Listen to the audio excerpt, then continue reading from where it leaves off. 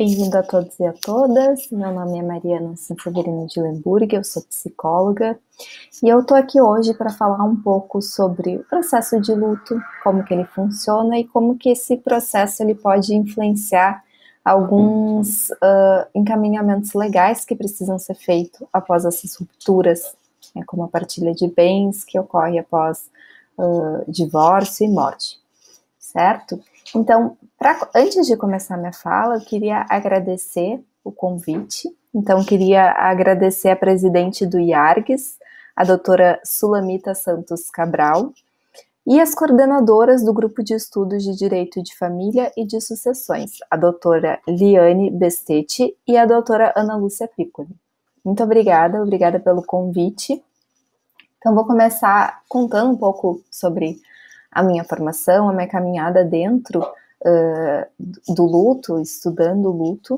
Eu sou especialista em terapias comportamentais contextuais, sou mestre em psicologia clínica pela PUC, e a minha caminhada pelo luto, ela se deu de alguns anos em que eu fiz parte do núcleo de luto do CEF, né, do Centro de Estudos da Família e do Indivíduo, e também dentro das terapias comportamentais contextuais, que é a minha linha de ação, eu fiz alguns cursos de formação que juntavam essa abordagem com o tratamento de luto.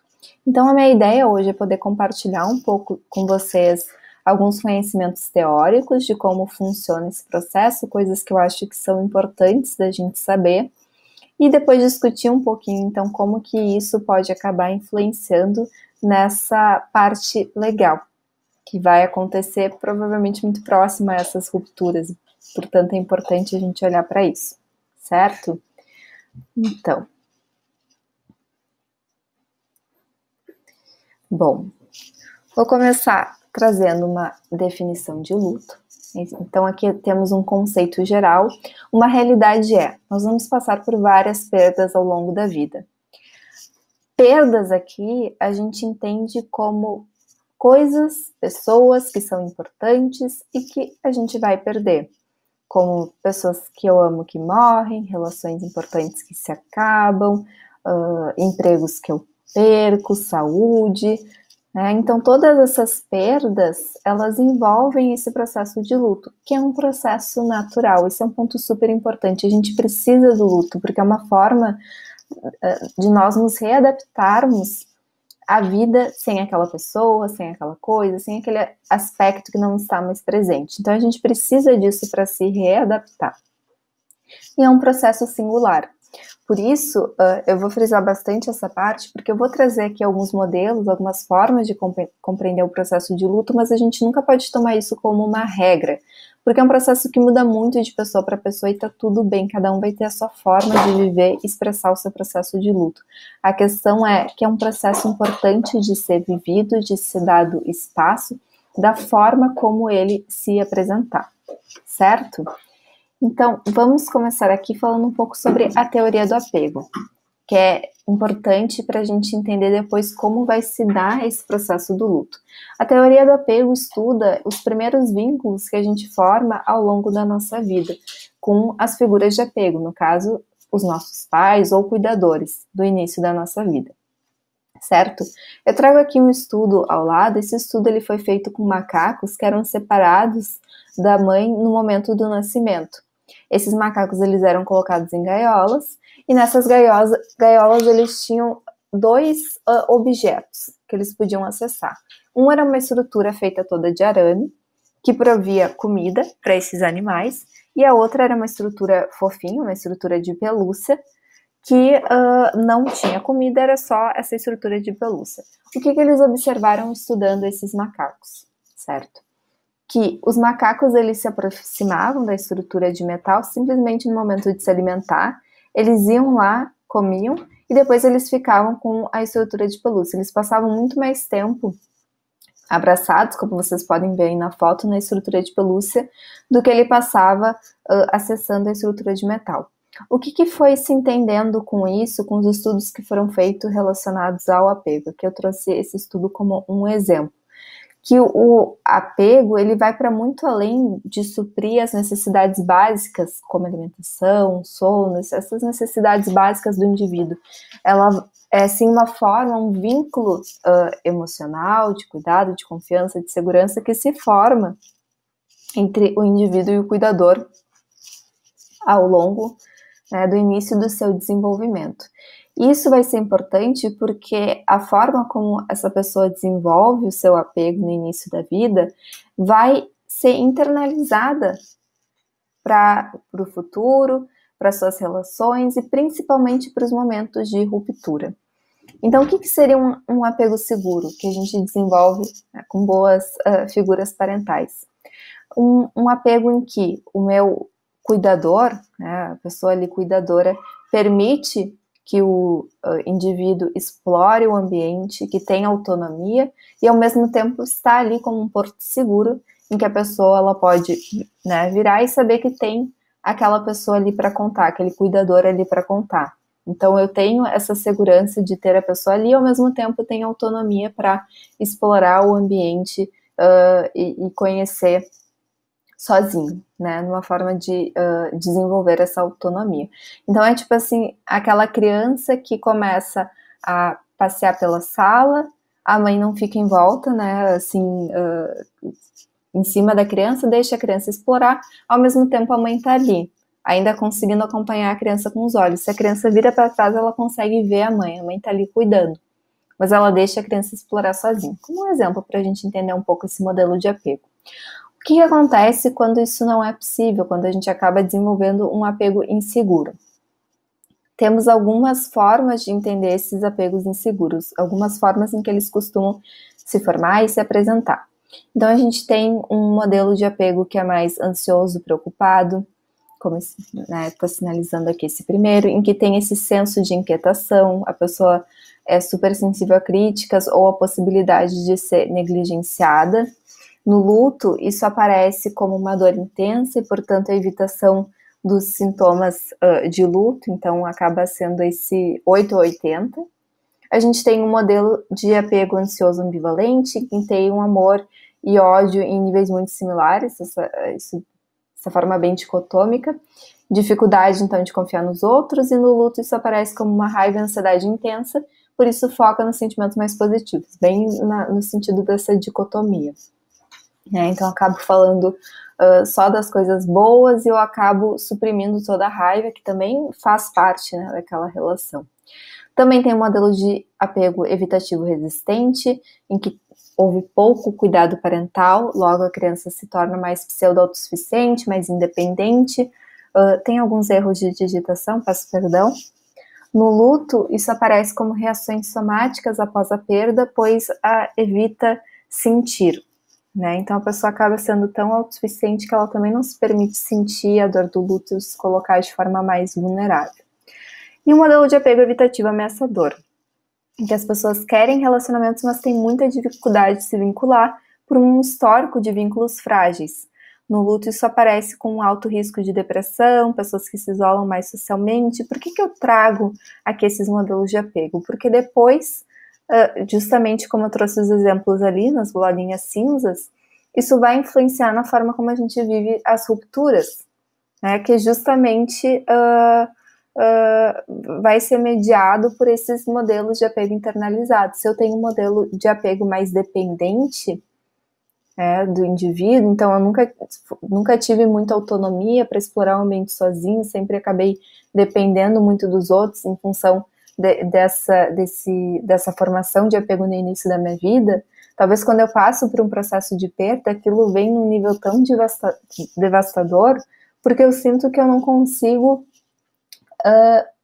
dar conta da minha vida sozinho, parece que eu preciso do outro.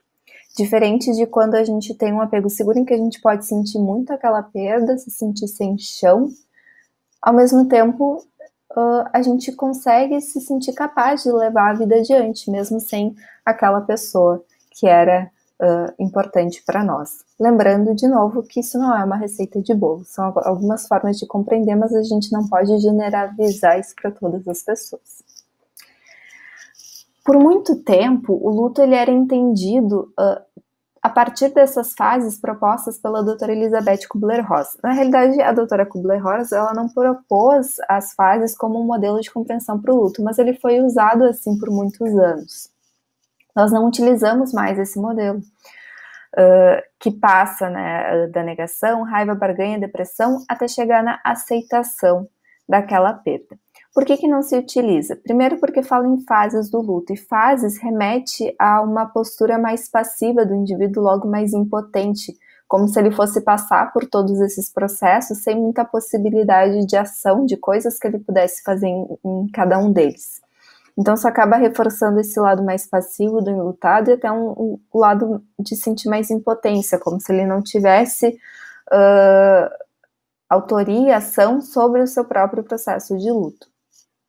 Segundo motivo pelo qual a gente não usa mais esse modelo para compreender é que ele passa também essa ideia de linearidade, como se a gente fosse seguir essas fases na ordem que elas estão colocadas, e se eu, por exemplo, me sinto aceitando aquela perda e daí no momento seguinte me sinto com raiva, como se eu tivesse, entre aspas, regredido, recaído no meu processo de luto. E a gente sabe que não é assim, que isso que esse processo ele é dinâmico, que em alguns momentos eu tô com raiva, em alguns momentos eu tô feliz, em alguns momentos eu tô triste de novo. Ele não é um processo linear.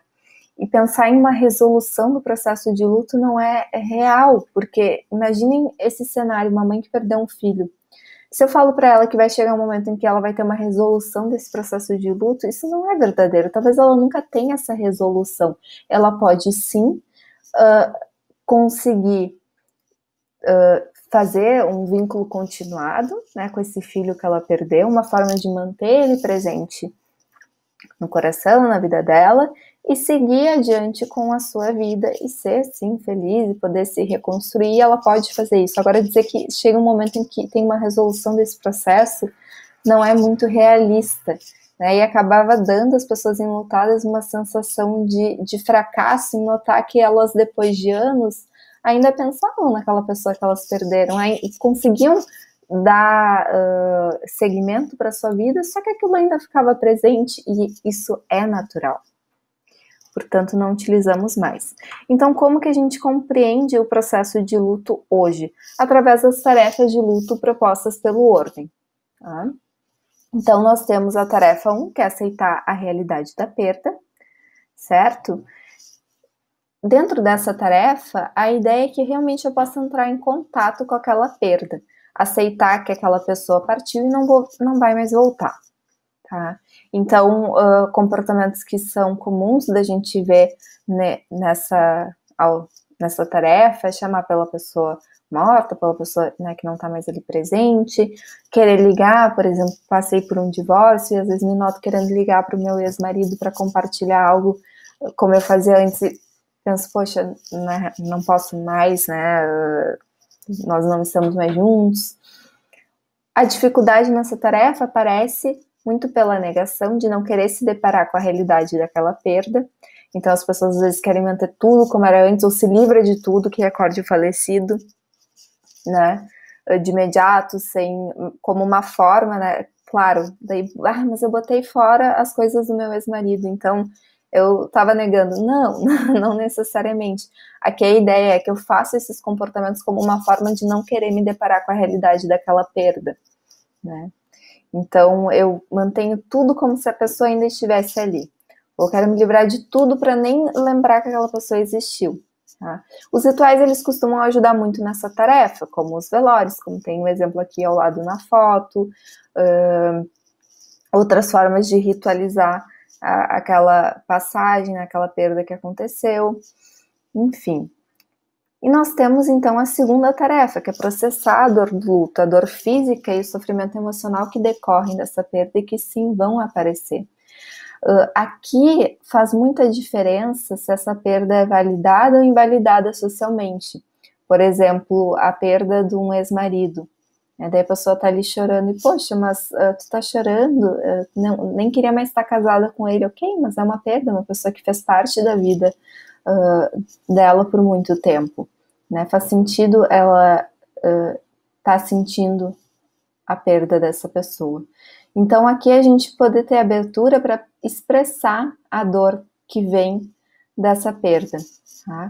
E aqui vai influenciar muito os estilos de apego, como a gente estava falando anteriormente, porque dependendo do apego que eu formei, isso vai...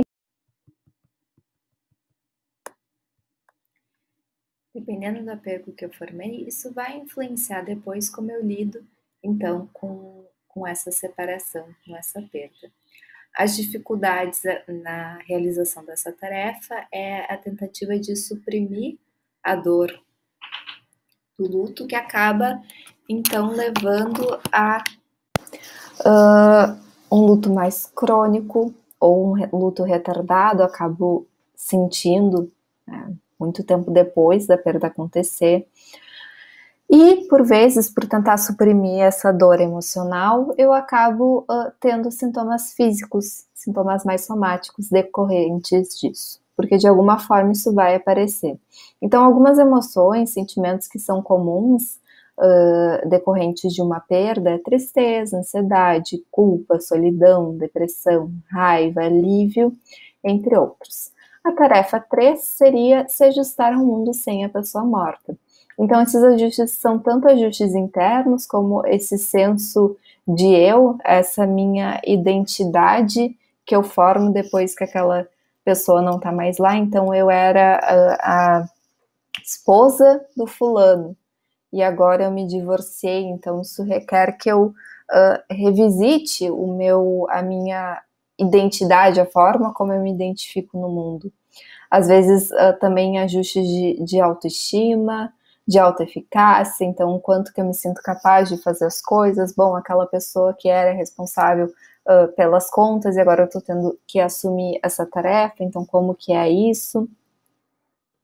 Aqui também, de novo, vou influenciar os modelos de apego e ajustes externos, né? Perda de papéis, novos papéis, e ajustes espirituais relacionados então às minhas crenças. É muito comum que as pessoas, quando passam por uma perda, acabem questionando a sua religião ou a sua crença em si, né? Não necessariamente ligada a uma religião. E uma quebra da minha visão de mundo presumido, que é a forma como eu imaginava que ia ser a minha vida. Quando a gente se envolve, seja em uma relação, seja em um emprego, né? A gente cria uma visão de mundo. Eu faço planos com aquela pessoa, imagino a minha vida com aquela pessoa, e no momento em que aquela pessoa não está mais lá, isso quebra essa visão de futuro, esse mundo presumido que eu tinha criado. Então é necessário buscar um novo sentido na vida. E a tarefa 4 é encontrar conexão duradoura com a pessoa morta, ou com a pessoa que não está mais presente, enfim, né, não necessariamente luta por morte, em meio ao início de uma nova vida. Então, isso requer encontrar uma conexão com a pessoa falecida, já que a presença física não é mais possível, né? Então, uma forma de eu seguir com aquele vínculo, seguir com aquela presença, de uma maneira que eu possa seguir a minha vida adiante. Esse seria, então, a forma de seguir, a forma como a gente compreende que ocorre essa readaptação à vida. Essa conexão, ela vai seguir, porque a pessoa, mesmo que não seja mais presente na nossa vida, segue viva dentro de nós. Então, como fazer, estabelecer essa conexão e poder seguir a minha vida adiante? O contrário disso seria não continuar vivendo, ficar estagnado, seguir preso naquela perda, né, sem querer dar seguimento à vida. Dentro da advocacia, não é minha área, mas é a área de vocês, talvez vocês já consigam visualizar algumas dessas questões que eu apresentei durante a tarefa em alguns clientes, ou às vezes até nós próprios, né, que passamos por perdas também, e algumas dificuldades também, talvez vocês já estejam conseguindo identificar na profissão de vocês, né, com alguns clientes. As tarefas do luto, elas também não seguem uma ordem linear. Eu posso processar a dor do luto, depois buscar aceitar a realidade, ou, né, passar daqui para encontrar uma conexão duradoura. É um processo dinâmico, não necessariamente nessa ordem, certo? Bom, como que a gente entende, então, a dinâmica, o funcionamento da vida da pessoa enlutada? através do modelo dual, que é esse que eu vou apresentar para vocês, proposto por Strobe-Schutt, certo? Esse modelo, então, ele defende que a gente tem um lado que é tanto orientado para a perda e um lado que é orientado à restauração. Esse lado que é orientado para a perda é mais conectado com as emoções, com as lembranças, que vêm decorrentes daquela perda. Então, aqui é um lado que a gente costuma sentir mais tristeza, lembrar da pessoa que morreu, sentir ansiedade de separação, sentir a saudade, e o lado orientado à restauração, então, é o lado que está mais relacionado à vida que fica mesmo sem a presença daquela pessoa. Então, os novos desejos, as novas rotinas, poder se conhecer em novos papéis, às vezes a gente se descobre boa em coisas que nem sabia que a gente sabia fazer e que depois daquela relação, daquela pessoa não está mais presente, a gente se nota capaz de lidar com essas novas condições. E isso muitas vezes pode ser gratificante. E a questão é, a gente oscila entre um e outro.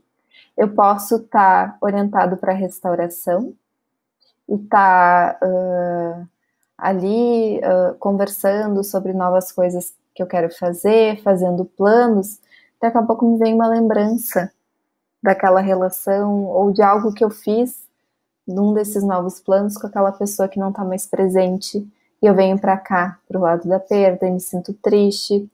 A seguir pode ser que eu lembre de outra coisa que eu quero fazer e eu volte para cá, certo? Isso oscila o tempo inteiro e vai oscilar nos clientes de vocês que estão passando por esses processos de partilha também.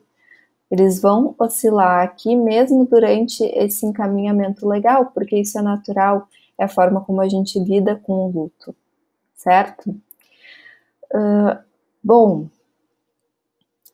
claro que dentro do modelo de luto a gente tem, né, fazendo um resumo do que eu trouxe até agora para vocês. Esse processo todo, ele é natural. E os clientes de vocês, principalmente dentro do direito de família, em que vocês acabam muito presentes nessa área, nesses momentos específicos em que as perdas elas são muito recentes, então são pessoas que provavelmente estão passando por isso. É um processo, então, que vai estar muito vivo, certo? E é natural, não tem nada de errado com isso. Tem vezes que esse luto ele pode se complicar. O que a gente entende por luto complicado? É como se eu tivesse um rio. Esse rio, ele flui, está sempre fluindo. Luto complicado é como se eu colocasse uma pedra nesse rio, impedindo que esse rio siga o seu rumo, siga, né, a sua corrente. E o tratamento, então, com luto é para eu retirar essa pedra para que a pessoa possa viver o processo do luto. O luto em si é o processo saudável. Quando eu barro esse processo, quando tem alguma dificuldade nesse processo, aí que eu posso ter problemas. E daí preciso trabalhar isso. Não vou falar muito sobre o luto complicado, porque é algo então que a gente teria que direcionar para um tratamento, mas pensando na prática de vocês, em como isso pode aparecer, né, só uma apresentação então, né, de quando o processo de luto acaba falhando, não falhando, tendo problemas que a gente precisa olhar com mais cuidado, certo? Então, uma definição que temos aqui proposta pelo Worden, né, que é o autor das tarefas do luto, para o luto complicado, então, é a intensificação do luto em nível em que a pessoa fica sobrecarregada e recorre a condutas mal adaptativas para permanecer interminavelmente no estado de luto, sem a progressão do processo na direção da sua conclusão ou readaptação à sua vida. Isso envolve, né, o processo pelo qual se move em direção à assimilação e acomodação, mas em vez disso, conduzem a repetições estereotipadas, interrupções extensivas da recuperação. Então, ao invés da pessoa conseguir seguir, né, esse fluxo do rio, expressar o seu luto, poder viver esse processo, ela acaba, de alguma forma, tentando barrar isso. E é aí que surgem os problemas, certo? Essa parte aqui eu não vou entrar tanto, que acho que aqui não são pontos que que são necessários a gente trazer, mas o que por vezes pode atrapalhar daí o trabalho de vocês, né? Quando a gente tem dificuldades nessa tarefa, então acabo que eu fico lutando contra esse processo. E daí aqui da forma como eu trabalho, né, que é mais focado na terapia de aceitação e compromisso. A gente tem um lado que visa, né, desenvolver flexibilidade psicológica. Então, dentro desse modelo, uma das questões que a gente precisa trabalhar para desenvolver essa flexibilidade psicológica é a abertura para as nossas experiências internas, conseguindo tomar a perspectiva, ver elas pelo que elas são, lembranças daquela pessoa que morreu, pensamentos que vêm decorrentes disso, do tipo, ou da pessoa que morreu, que se separou, né, pensamentos que vêm decorrentes disso, do tipo, queria ter feito mais, não fui bom o suficiente, né, ou foi culpa minha. Isso é muito comum no processo de luta, é minha culpa, ou culpabilizar o outro, né, principalmente se a gente está falando de divórcio. O que acontece, certo? Se eu tô num processo de luto, provavelmente dar abertura para o que eu tô sentindo envolve dar abertura para sensações que são muito desconfortáveis, muito desagradáveis, que pode ser a tristeza, a raiva, a culpa, tudo que vem decorrente desse processo, certo? Então, quando eu tenho dificuldade em dar essa abertura, eu fico lutando contra a abertura, tentando não sentir, e eu vou adicionando ciclos de dor. Então eu fico irritada quando se fala no assunto, né? Eu não quero falar, eu não quero discutir, ou de alguma forma eu acabo tentando lutar contra essa realidade, porque eu não quero dar abertura para as sensações que vêm decorrentes dela. Talvez vocês próprios possam identificar na experiência de vocês, às vezes quando a gente começa a falar de um assunto desconfortável, quando a gente está lutando contra a realidade como ela é, então a gente fica preso em pensamentos do tipo, a vida não é justa, não deveria ter acontecido desse jeito, não é certo, por que comigo, né?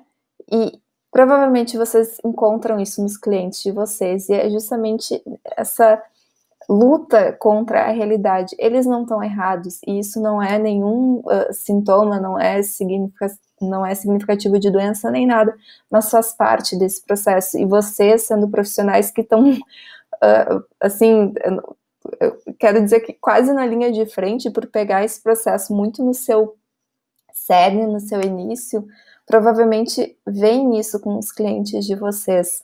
Isso faz parte do processo. A gente poder, talvez assim como profissionais, poder aceitar a expressão do luto daquela pessoa da forma como ela está vindo, talvez possa ser a coisa mais valiosa que a gente faça para aquela pessoa, porque cada um vai ter o seu processo singular.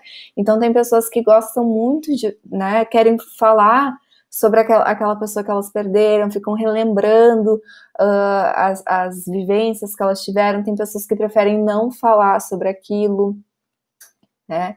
E daí, claro, né, o que o direito vai entrar? Bom, algumas coisas fazem parte do protocolo da burocracia, tem coisas que vão precisar ser faladas, mesmo se a pessoa não queira.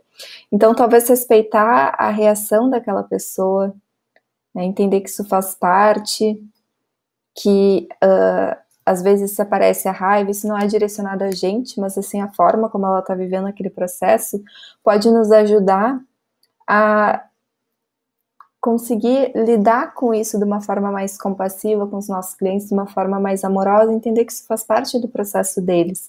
E eu trouxe aqui um ponto que eu acho super importante, que nós na psicologia, principalmente quando trabalhamos com situações difíceis, como é muitas vezes um processo de luto, que é o cuidado com o cuidador. E vocês dentro do direito, né, acho que também é um processo super importante, que ficou na ordem errada, mas tudo bem. É um processo super importante, porque vocês também ficam muito expostos a essas situações que muitas vezes são muito desafiadoras, né? Então é importante que vocês vejam a história de perdas que vocês passaram, né? Se tem perdas que são similares àquelas pessoas que vocês estão atendendo, né? Se bem resolvidas pode ser até benéfico para o cliente, se mal resolvidas, vocês podem observar se aquilo é um impeditivo ou se é simplesmente um ponto a estar mais atento para que não acabe enviesado pelo processo, né? Se tem perdas, às vezes é do tipo, eu tenho muito receio dos meus pais morrerem, o meu cliente está vivendo uma situação assim, isso me ativa muito, então eu posso estar atenta a isso. E, portanto, conhecer as minhas limitações pessoais, praticar o enlutamento ativo, permitir sentir o que quer que apareça e, se necessário, buscar ajuda. Certo? Era isso que eu tinha proposto para hoje, espero que tenha sido útil. Muito obrigada!